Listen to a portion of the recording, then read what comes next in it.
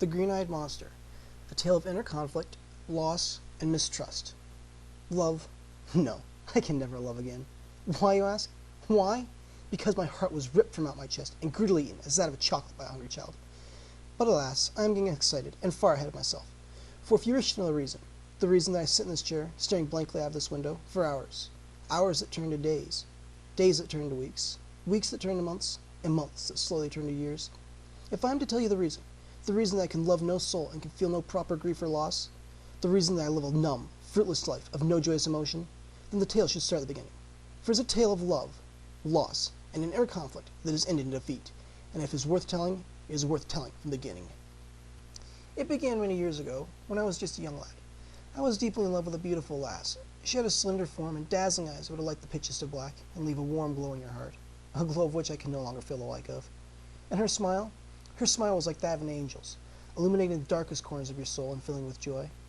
Her hair looked as though it had been spun of pure golden sunrays and bestowed upon her head as a symbol of beauty, grace, and splendor, cascading down her form with the gentle elegance of a fluttering butterfly in the spring. And when she spoke, it was as though Mother Nature had graced her with the voice of the summer blue jay. But as I say, I was deeply in love with Lufia, for that was her name, and as you can plainly see by now, I was deeply under her spell. We spent much time together, and when I was not in her presence, I could think of little else than our last excursion, or to plan our next. Going for walks in the woods, or a gentle stroll through the garden, and the occasional ball. It was at the lattest of the three that I will start my tale, for it is there, on that Friday, that it truly started.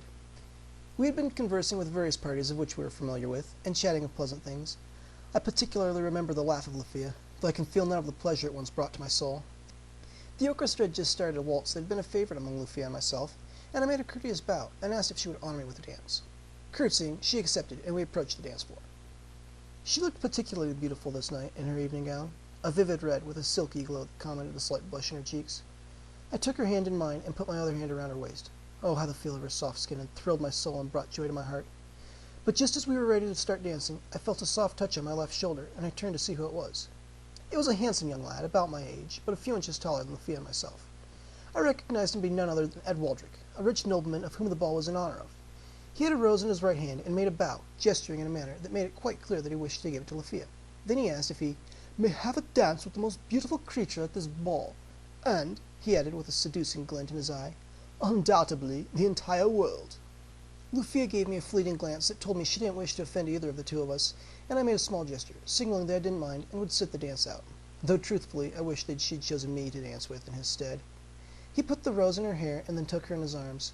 I left the dance floor, feeling only a slight pang of jealousy in my heart. As I left, I happened to have noticed a small fire-red bug scurrying away from me, and had I known the truth at that time, known what grief it would cause me, I would have crushed it on the spot. But instead, I thought nothing more of it, and returned to the company of which I had previously left.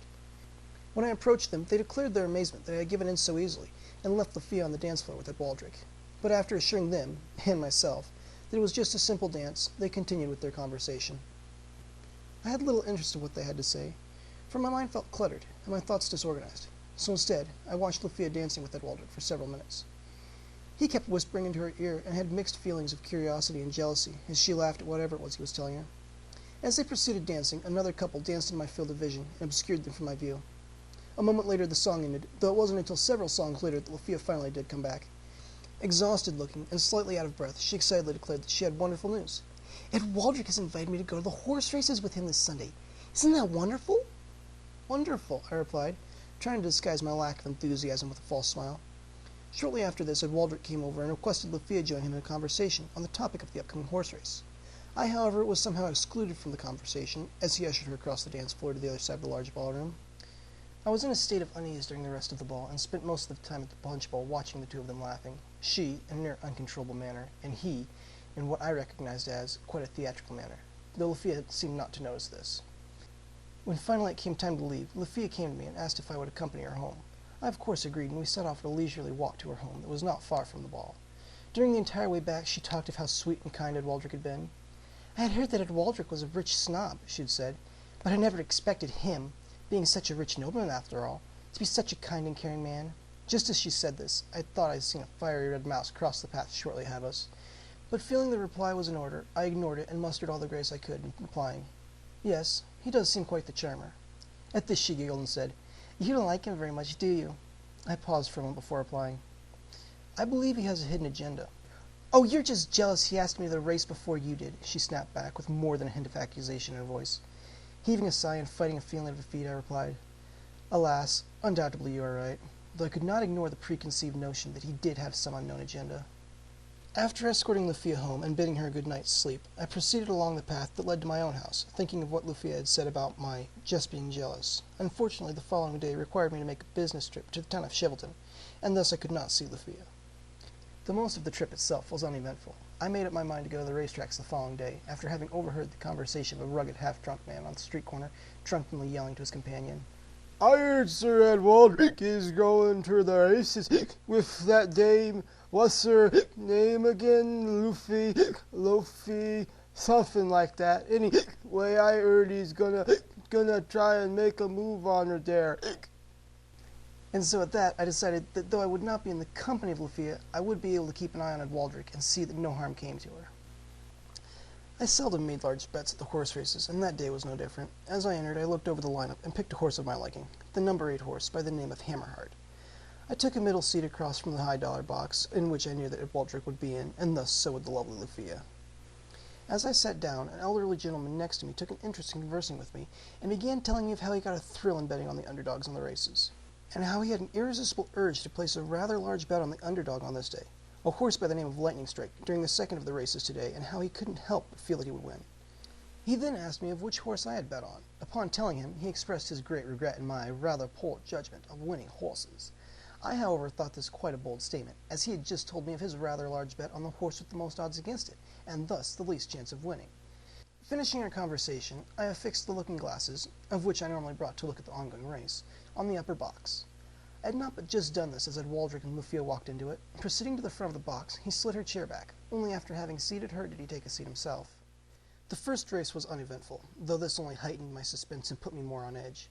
The final race results put my horse in 4th place, and, to my amusement and neighbors' surprising joy, Lightning Strike in last place of 15 horses. At these results, the old man started leaping for joy, shouting that it was a sure win with odds against him at near 100 to 1. Then he beckoned the walking bidmaster over to redouble his bet and staking everything he had on Lightning Strike, and advising that I do the same. Ignoring this advice, I placed a bet on Tornado Wind and asked him what made him so certain that Lightning Strike would win after having come in dead last in the previous race. He replied that he had seen every race that the horse had been in to date, and that during its first race it came in second, the second race it had come in third, and so on down the line to this very race that had come in dead last. Still confused at this, I asked him once again to clarify what reasoning he had, and he finished simply, Lightning never strikes the same place twice, so this is a once-in-a-lifetime opportunity. But feeling the poor man had simply lost his mind, and soon his fortune, I returned my attention to the upper box. During the second race, I had seen Edwaldric lean toward Lufia and whisper something in her ear.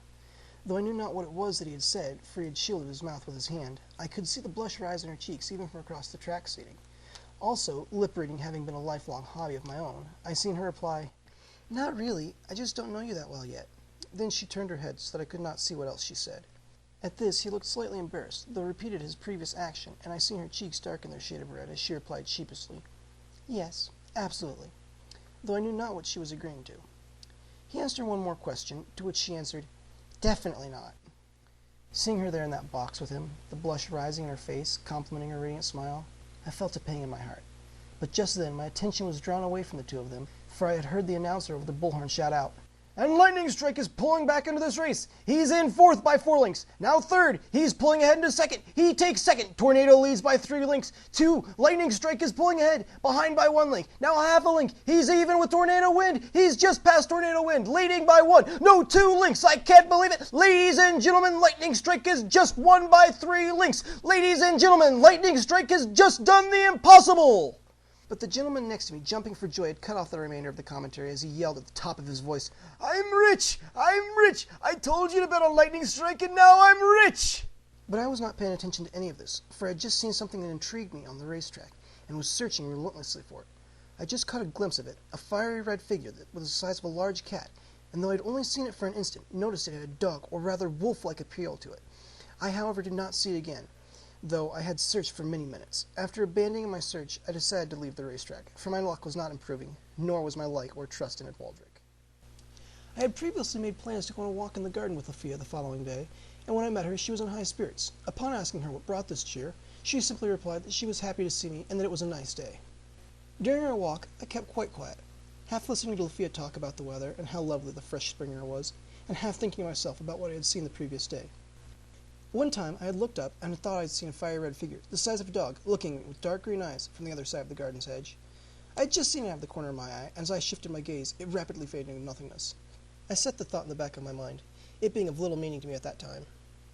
As we approached the middle of our walk, Lucia took action to my inattentiveness and asked what was on my mind. Nothing, I responded lamely. Please don't lie to me like I'm stupid, she retorted shortly. It's plain to see that your mind has been wandering all day, and there's something troubling you. You're right, of course. I just have a few things on my mind is all, I replied in a weak voice. Why won't you tell me what's wrong? I just want to help, she said in a kind, caring tone, taking my hand in hers. This brought a warmth to my soul, and I replied shortly, It's about Ed Waldrick. What about him? Lucia had responded, with surprisingly little kindness in her voice. Well, I was watching you talking to Ed Waldrick yesterday at the races, and wondered what you were discussing. I was cut off abruptly as she retorted, What? You were spying on us? On me? And I trusted, and after what I said... At this, she traipsed off in an awful temper, leaving me standing there dumb-stricken.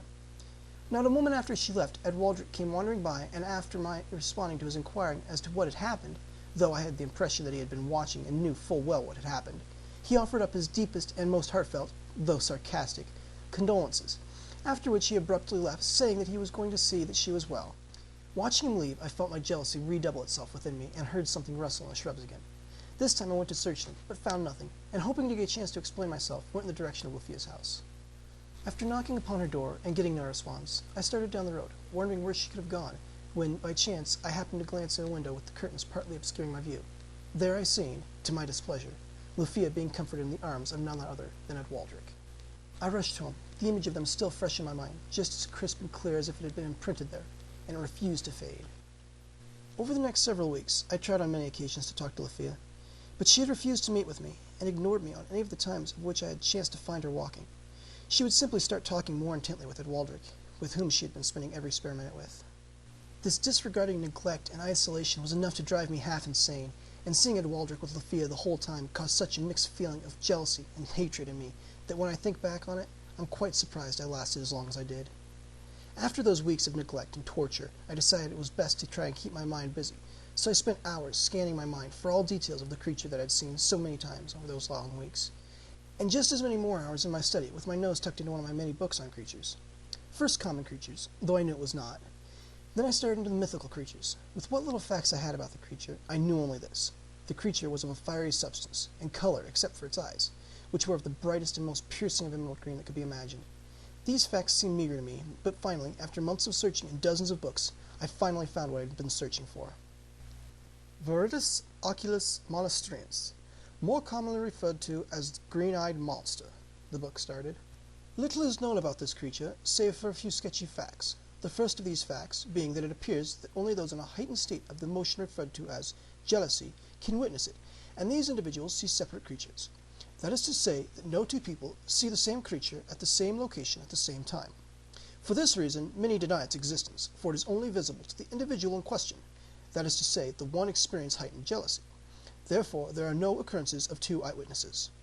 As for the physical appearance of the creature, it is unknown, for each individual describes a creature of completely different size and shape. This leads to the theory that the creature takes on a form suitable to that of what is causing the jealous emotion. There are only two similar facts relating to appearance in these eyewitness accounts. These have been a skin with a fiery tone and texture, and piercing emerald green eyes. The latter, also where the creature acquires its name, is said to cause such a gripping feeling of dread and regret that it is often paralyzing.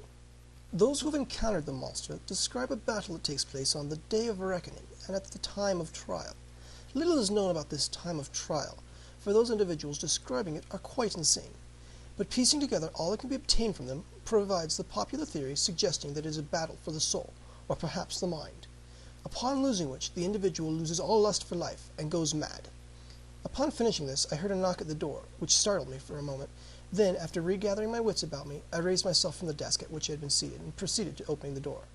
When I opened the door, I found no person there, but looking to the ground, I came upon a small envelope addressed to myself. Returning to my desk, I retrieved my letter opener and proceeded on reading it. The letter was brief and read as follows. Please meet me alone in the Red Horse Inn tonight at midnight. I must talk with you tonight. Signed, Lucia. The message puzzled me. Why, after all these weeks, had she decided to meet with me? And why must it be tonight? Looking at the clock, I noted the time at 11:15 and decided I would go straight away. I walked at a leisurely pace, for I had plenty of time to spare. Normally it would have taken but a quarter of an hour to reach the Red Horse Inn, but as I had been spending so much time in my study, I decided to take the longer route that included going through the hedge garden. The roses were in full blossom, and the faint moonlight gave them a glowing luster that reminded me of Lufia's rose-tinted cheeks.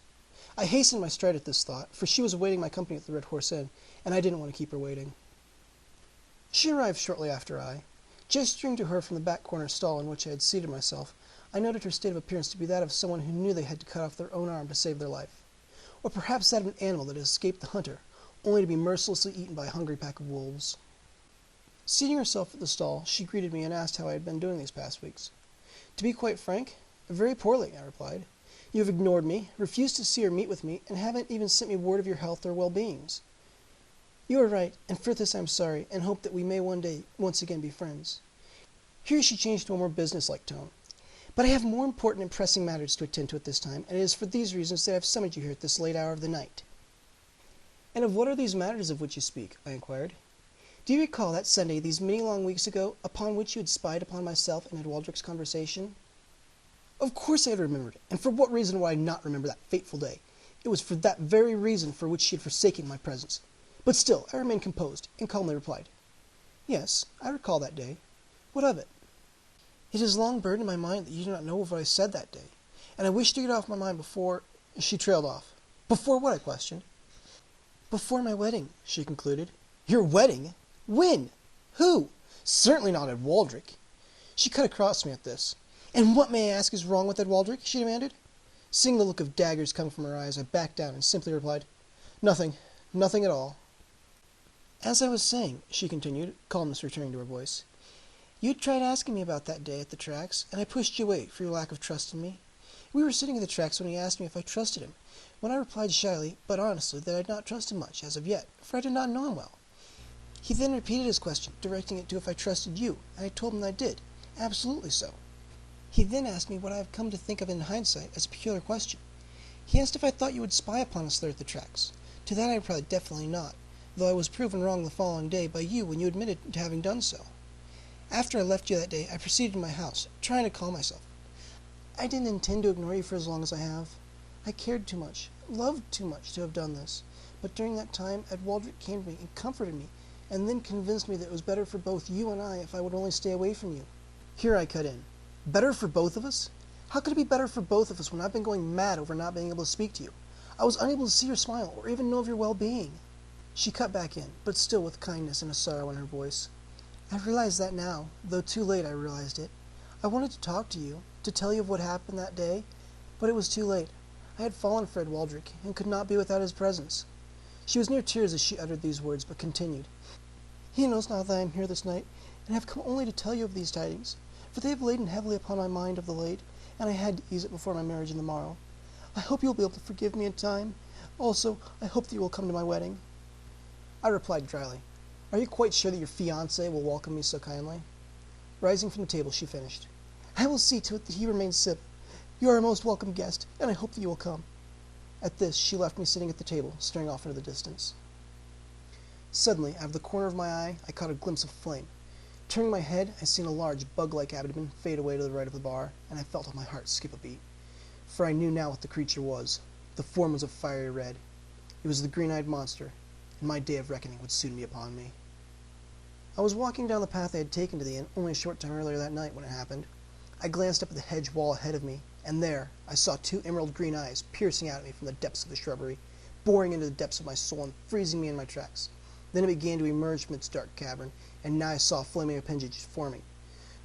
Soon it took the form of a giant praying mantis, its fiery foreclaws snapping with a menacing crackle, like that of a campfire, but of one that burned in a depth far deeper than any living being could ever bear witness to. As it approached me, its eyes still burning in my own, I realized how helpless I was in its midst. It towered over me, standing at least twice my own height, my neck uncontrollably craned upward, keeping my eyes locked with its cold, blank stare. And then I could see the malice in its eyes. That's when I knew the striking blow was upon me. I shrieked in horror as it lunged at me. Suddenly pulling myself out of the nightmare, I sat upright in bed and heaved a heavy breath, the scream on my lips unable to escape. Then I noticed a heavy sweat sticking my clothes to my back and chest. Catching my breath, I realized how close I had come to losing my soul to the creature. For I knew then that being a creation of my mind, it could just as easily destroy me there as if it truly ripped my heart out on the path that I had pictured, and I realized I could sleep no more that night. I decided I must go to the wedding that day. Decided? No, I did not decide. It was decided for me. For what other choice did I have? Go to the wedding and face the impending doom of the monster that I created? Or stay in the safety of my home? Ha! Safety indeed! I couldn't even risk falling asleep for fear of being overcome. No, I would have to go. Though I knew that it most certainly would be my end. I would face the monster and overcome it. Or, I quivered at the thought, be overcome by it. I had no other plans that morning, so I ate a quiet meal, thinking of what I was to do that day. And though my body filled with a deep and terrible dread, it seemed that the monster was finally kept at bay. Though I knew it was only the calm before the storm. Only because it knew, as did I, that our final battle for my mind and soul would take place in only a few short hours did it ease its struggle to free itself from my bonds. I arrived early. Of course I had. For what else was I to do with such a monster dwelling within me? Arousing my nerves and putting me so far on edge as to jump at the faint sound of a twig snapping under my own foot, or a squirrel eating an acorn. The adrenaline pumped in my veins, though I had no trouble controlling my steady breathing as I sat down in a chair next to the aisle in the front row. I was fully conscious of my body's reactions, for I knew that in order to defeat this monster, I would have to remain in complete control. There would be no room for weakness or error. I have no idea how long I sat there, in a self-absorbed plight to keep my body and mind in line, preparing for the battle I knew was upon me. I sat there, staring blankly onward as guests arrived and took seats around me, but not seeing any of them. I was only pulled out of my daze when I heard the bride's march start. In my sudden surprise, I noted that all the seats that had been empty upon my arrival were now full, and what was more, I hadn't even noticed the proceedings of any of the other participants. Though when I looked up the aisle, I saw Waldrick and noted the smug smile upon his face, and the quick glare that he shot at me lasting a mere fraction of a second before being reconcealed behind his mask of smugness. Though in that instant I felt the monster leap at me from within, and I nearly fell down in an agonizing blast of jealousy as I rose to turn with the rest of the onlookers toward the bride. She was stunning in her wedding dress, made of the purest white silk, glistening and glowing in the sunlight, and her face, though obscured from view by the veil, illuminated, emitting a visible glow, and sitting upon her head was a wreath of golden flowers, woven together, glistening like a halo floating above her angelic form. Too quickly she passed, and then we were seated again, my mind racing to put up the defenses that would seal the glorious figure of Lafayette that I had just witnessed from the monster, so as to prevent it from using it as a key to my soul. I thought I had everything in hand, and was soon to be rid of the monster, for I knew if I could but survive that wedding, I would defeat the monster that plagued me. But just at that instant, Waldrick glanced my way. Yet again I felt the jealous rage well up within me as the monster took advantage of my moment of weakness. At that moment, the monster struck. It was overwhelming, and I felt myself collapse, falling off the chair onto the grass beneath me, and I was plunged in the darkness. There I stood in the darkness, completely blind to my surroundings. Then the light flared up all around me, and I was momentarily blinded by the flames that encircled me. Flames of a sickly green. Stepping through the flames and into the now brightly lit clearing, I seen the form of Lafayette, and for a moment I was relieved, observing her perfect silky skin that I knew was far smoother than the silken dress that was bestowed upon her, all glowing with a vivid green flame, unnaturally, sickly, hideous green, yet she was beautiful in her fiery form, and I could not pull my eyes from her. I looked deep into her eyes. They were aflame with the same bright and vivid emerald green that surrounded me and haunted my dreams. Such a bright green could not be imagined or possible, and yet there it was indescribably before me. Then the face morphed and contorted, transforming into the same face that had haunted me these weeks of late. It was the face of Ed Waldrick. Grinning smugly, he looked me dead in the eyes, and I felt a burning, like a fire raging in the depths of my soul, started by the monstrous stare of those eyes. And then I realized what was happening. I was being engulfed by my jealous rage, and the monster was destroying my soul without exerting a single physical blow, or what I would have interpreted as physical, for the battle raged my mind, and thus could not be truly physical. Upon realizing this, I forced my mind clear of the images of Lafayette, and though try as I might, I could not breach the hold of those suffocating green eyes. Keeping control over my mind proved harder than I had hoped, yet somehow I had managed it, and I could feel the fire in my soul extinguishing. Feeling this only strengthened my resolve to defeat the monster. I glanced a hint of realization of defeat in the monster's eyes just before it started morphing, once again, and I knew my physical battle was about to take place. The handsome face of Ed Waldrick stretched in a sickly manner, splitting halfway, creating a heart-shaped form that then contorted yet further into two giant eyes and a gaping mass of piercing jaws, snapping viciously as the arms bent doubled and stretched to twice their normal length. Extra legs sprouting from the now elongating figure of the body that was now 3 times normal length. Looking up into the eyes of the monster that towered over me, I cowered in the wake of the flaming form of the giant emerald green praying mantis as it crouched, and I knew it was preparing to strike. I tried to force my body into moving, knowing that I had mere seconds to react before I would be impaled by the giant sword-like pinchers of the creature. Suddenly I managed to move, just as it lunged forward, whipping through the air. My arm exploded in pain as I staggered and fell to the ground, executing a roll just in time to avoid being sliced in half by the second slash the monster had made, though it too hit me. This time I felt the fire light in my leg, a fire like no other, not burning with heat, but with a jealous rage that burnt far deeper into my soul. I tried to stand, clutching my arm to my chest and gripping at my injured leg, trying to keep my balance as the monster swung its flaming claw once more in my direction. Jumping to the side, I felt the claw, in its long and wide swipe, strike home, this time on my other leg, severing it from my body at the knee. I fell to the ground with a sickening crash, landing hard on my injured arm. Rolling on my back, I saw the monster approaching me, its pincher-like jaws grinning menacingly as it raised its claw for another blow. Slicing through the air, I could hear the fire crackle as I closed my eyes and raised my arms in a feeble attempt to protect my essence, my soul, from this creation of my mind. The pain seared through my arms as I felt two soft plops fall into my chest and felt them roll to the ground. A pain like no other pain, the jealous anger not directed toward anything, and yet caused by everything. A pain that burned not only my body, but in my soul, and so intense was it that I could scarcely breathe in enough air to feed my now deafening screams of pain. Opening my eyes, I saw the hideous sight of my two stubs of arms flailing about. They had been unmercifully detached from the elbows down, and there beside me were two, now lifeless forearms that had shortly before been my own, the hands still clenched in a tight fist that turned the knuckles a pale green in that sickening firelight. Hearing a crackling from above, I looked up once more to see the monster lunging down on me, its mouth wide open. Unable to move and protect myself, I hoped it would end quickly. I saw the monster raise itself back up, chewing on something that I knew must be my soul. When it had struck me mid-chest, I felt the pain sear once again. Then a new sensation swept over me as it raised its head. The pain didn't lessen, but instead it seemed to detach itself from me and transform to a dull grief, as though it were not I suffering from it, but someone very close to me, perhaps an unknown twin. I remember little since that moment, save for the two words that have echoed in my head ever since, the words that brought me back to consciousness. There, lying half collapsed on my chair, I came to, only to hear the words, "I do." Those words that would have brought so much joy if directed at me, and would have caused so much sorrow and anger to hear said to him, only brought a numb sense to my being, for there was no soul to brighten by the soft silken voice, or darken by the triumphant look on Ed Waldrick's face. I don't know how long I've been sitting here staring out this window, those words echoing my mind, echoing dully, as if my head were wrapped in cotton, recollecting that battle. If you want to know that, just ask the lady at the front desk. Ask about the crazy man who tells stories about losing his soul. They'll know who you mean, though I'm not crazy. I have simply fought my battle with the Virtus Oculus Monasterines, and I have lost my soul in the process. If only I'd refused Ed Waldrick his dance that first night, perhaps then I would be happily married with my soul intact.